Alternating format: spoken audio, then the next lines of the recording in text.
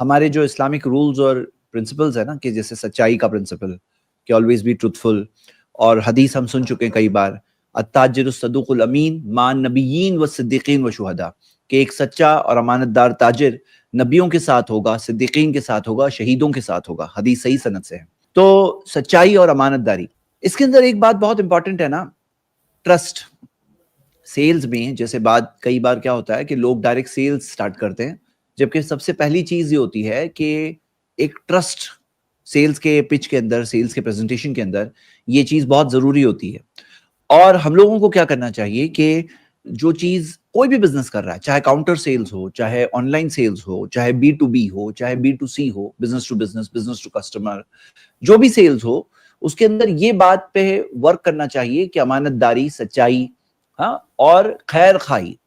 اللہ کے رسول صلی اللہ علیہ وسلم نے کیا فرمایا؟ صحیح بخاری کی حدیث ہے کہ البائیان بالخیار ما لم یتفرقا، کہ بیچنے اور خریدنے والوں کے پاس اختیار ہوتا ہے دونوں کے پاس، یہاں تک کہ دونوں الگ نہ ہو جائے.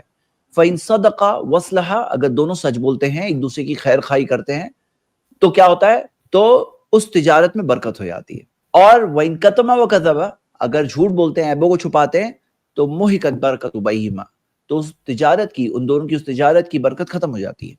یہ ہم دیکھتے ہیں کہ خیر خواہی یہ بہت امپورٹنٹ رول ہے. پیپل شوڈ نو دیٹ آپ صرف سیلز کرنے نہیں بیٹھے ہو، بھلے ہی سیلز کرنے بیٹھے ہو لیکن آپ مسلم فرسٹ ہو. سیلز کر رہے ہیں تو بھی ہمارا اسلام چلے نہیں جاتا ہے، ہم مسلم فرسٹ مسلم لاسٹ آلویز. مطلب مسلم کس اعتبار سے بول رہا ہوں میں؟ اس اعتبار سے بول رہا ہوں کہ ہم اسلام کو صرف مسجد میں فالو نہیں کرتے، ہم دنیا میں جہاں کہیں رہیں، اتقوا اللہ حیثما کنتا، کہ اللہ سے ڈرو جہاں کہیں ہو. تقوا چھوڑ کے نہیں جاتے مسجد میں، باہر نکل رہے، اب یہ تو بزنس کی جگہ ہے، ایسا نہیں ہے.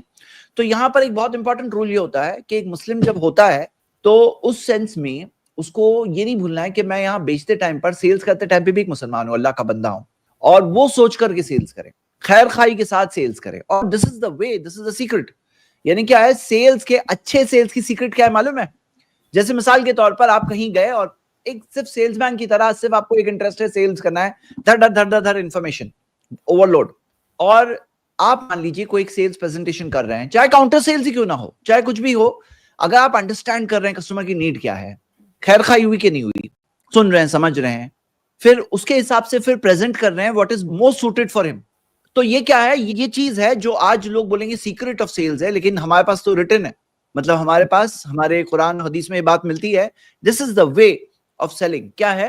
خیر خواہی، سچائی. And people think it's a liability. لوگ ایسا سمجھتے ہیں جیسے کہ ان کے کندھے کے اوپر ایک بوجھ ڈال دیا گیا، سچائی کا بوجھ، اب یہ بوجھ اٹھا کے تمہیں جانا ہے. لیکن حقیقت یہ ہے کہ دس از دا وے آف گیٹنگ سیلز.